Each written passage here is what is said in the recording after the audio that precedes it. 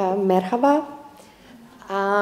It is my pleasure to be here in Ankara with you and to share some of the thoughts, what are we doing in the Institute and how we are cooperating with enlargement countries. So I will proceed, if you allow me. I know that also I'm the last presenter and probably we're a little bit tired, but I hope that you will bear with me for another 15 minutes.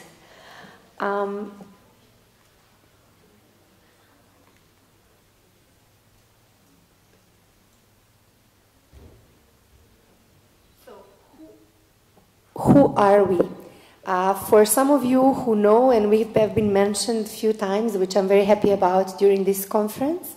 However, for those who don't, we are the only EU agency that deals with gender equality on the European level.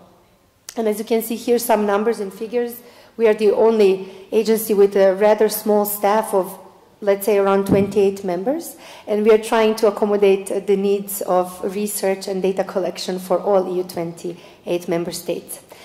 Within that work, we are also working with EU candidate countries and potential candidate, which is my area of work, in which I will talk a bit later. There was a circle saying what is our mission, and our mission in EGE is to make equality a main principle for all European citizens and beyond.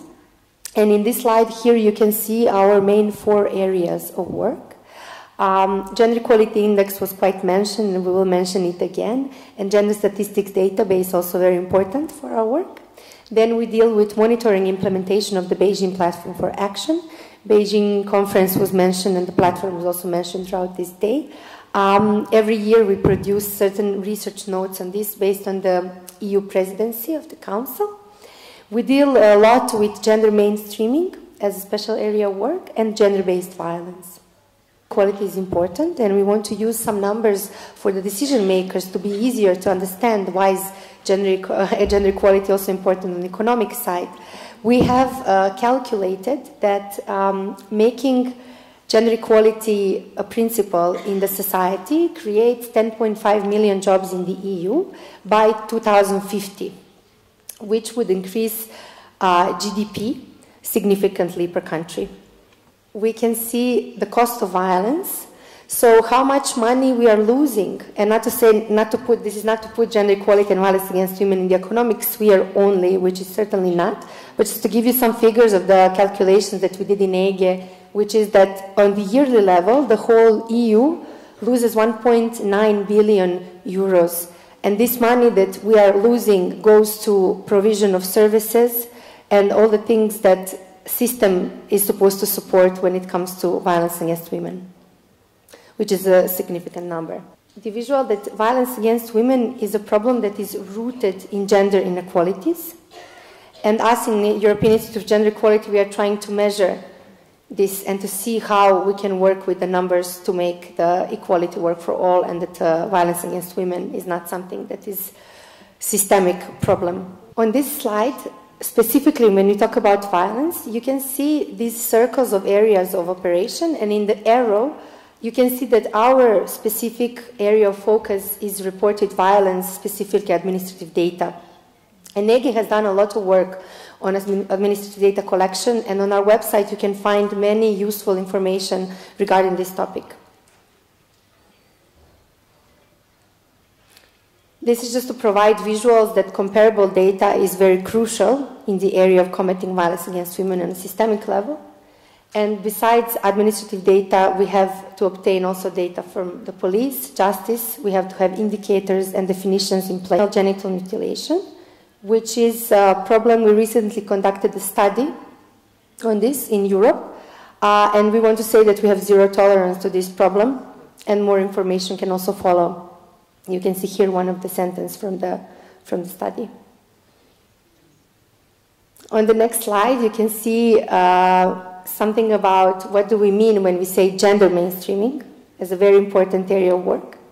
It means not only to gender mainstream, we heard a few times today also from dear colleagues about how you're trying to do gender mainstreaming into the system and to do monitoring throughout the system. So putting strategies in place in all policy areas that are not maybe gender in the first place when we talk about, for for example, industry. But if we dig a bit deeper, we see that there is gender dimension everywhere. So we try to unveil this gender dimension and to show that gender mainstreaming has to be visible and has to be part of all policy areas in one government and on the EU level. We were talking about Gender Equality Index and Irene was presenting the data, so we can skip this one. This is just to tell you that the latest data combining for all EU 28 member states is 66.2 points, which is, like Irene mentioned, the snail pace. And here you can see all the countries individually, how they stand. This is the slide that you also see by domains, how Gender Equality Index is in the European Union. And here we heard today interesting data that in Turkey there is only 2% of women mayors in local governments. And when we talk about gender equality, we say that as from the EU perspective, it is a fundamental value for us. But when we also look at the data, we can say that decision-making is also something that is in hands of men. Here in these three clouds, you can see the representation of men in yellow and women in blue in the areas such as politics, media, business and finance. So when we look at these circles, we can see that we have a lot of work to do in front of us.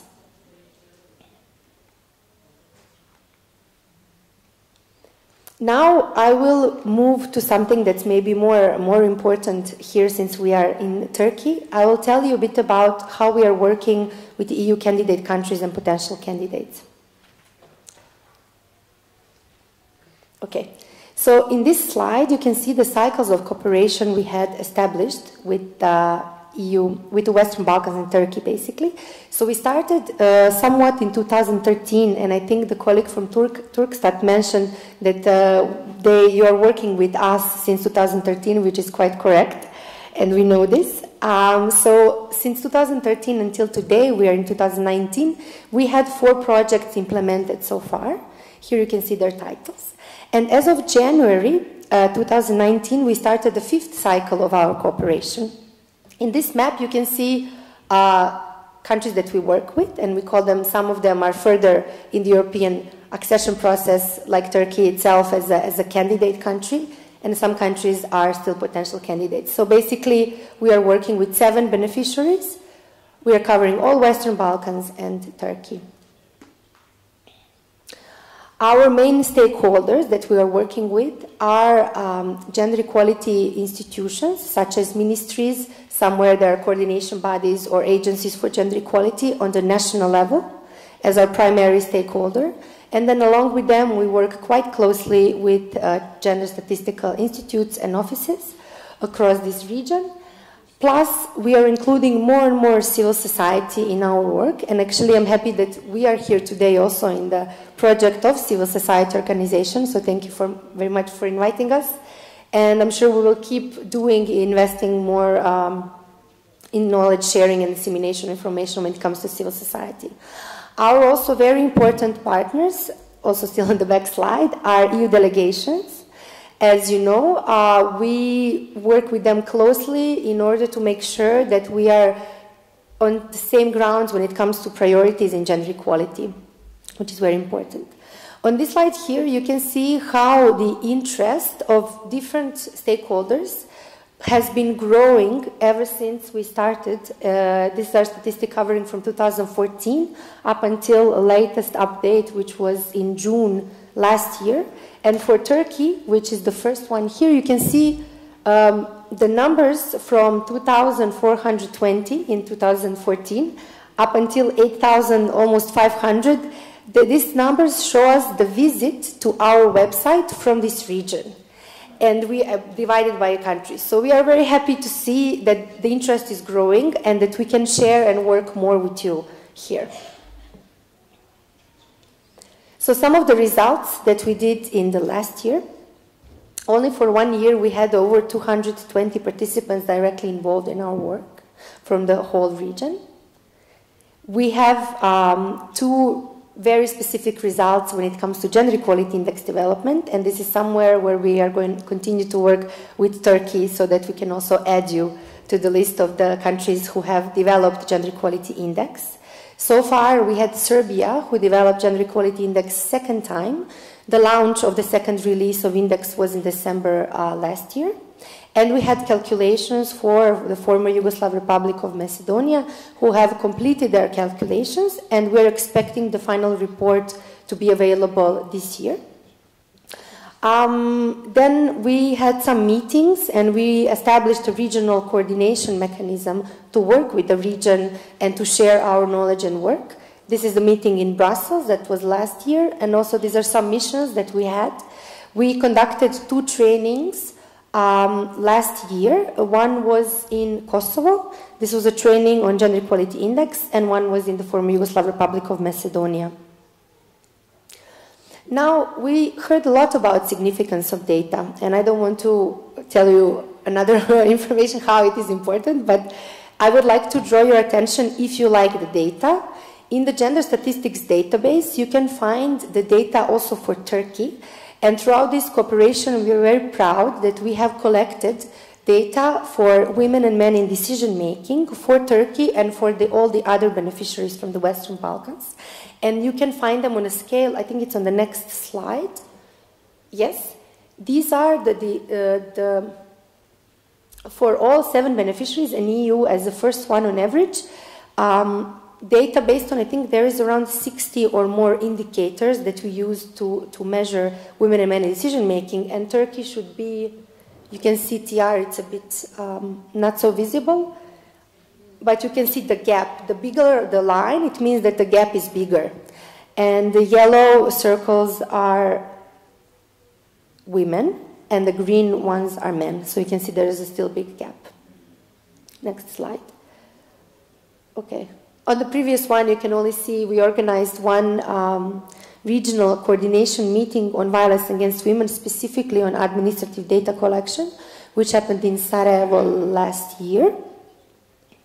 And we had every 6 months meetings with the national mechanisms for gender equality and statistical offices, including international partners and the EU partners, to share knowledge. And I think for Turkey it's also very important to be part of this, and because we have the joint opportunity to exchange thoughts and to see what is working, what are the legislative procedure, what is the news that are happening in gender equality throughout the region, and then people can share their thoughts and mutually compare. This was the latest meeting we had in Vienna last October, and we had a colleague here who was there, and also Mr. Chadir Mustafa was there as well. This is something I would like to draw attention to on this next slide, which is a collection of good practices.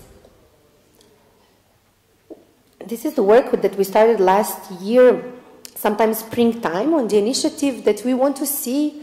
Even we know and we collect in EIGE good examples of the European member states, but we do not know what are the good examples, and Europe does not know what are the good examples that exist in gender equality in this region. So it was very important for us to establish that our cooperation is a mutual, so it's a bridge with 2 ends.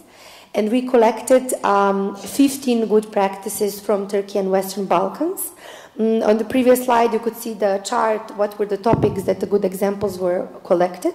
From Turkey, we had a good example on data collection on violence against women, some kind of coordinated approach, which was institutionalized, and that was very important for Turkey to have throughout the whole country coordinated reporting system. And also another example that was submitted from Turkey was on women empowerment and women in business sector. These good practices will be available on our website, so you'll be happy to see, and also the other. As from this year, we will continue working and even intensify our cooperation with this region. So we can go to the next slide. We have some of the focus parts or outputs that we will be working with. When we talk about Gender Equality Index, like I said, we are hoping that maybe this year we'll be able to do a training for the statisticians as a technical capacity building within Turkstat. And we will also try to share knowledge on how to do violence against women satellite domain as a part of the index. we will continue to work on institutional mechanisms in order to support them in our methods and tools when it comes to gender mainstreaming. And also, we would continue with our regional coordination platform. As of last year, we started inviting civil society members as well.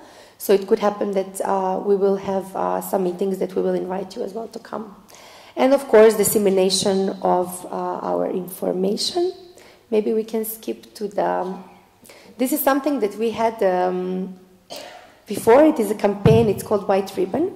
And it means that we're inviting men from different sectors to stand against violence against women and to give a positive imagery of men who are for gender equality. So this is one of the European Commissioner who was participating in this. I would now like to invite you towards the end of my presentation to become a member on our Eurogender platform.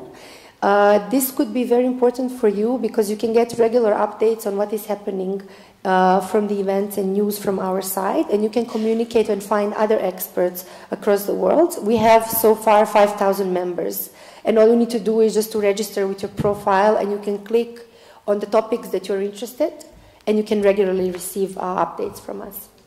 Also, I was happy to hear that the Jade project will have e-library. So as a part of our library, we can also invite you to take some resources on what we have. We have over 400 definitions, and I think many books that can be read. So 500,000 resource materials, to be precise. So I think that would be all. Teşekkür ederim, and I hope to see you again.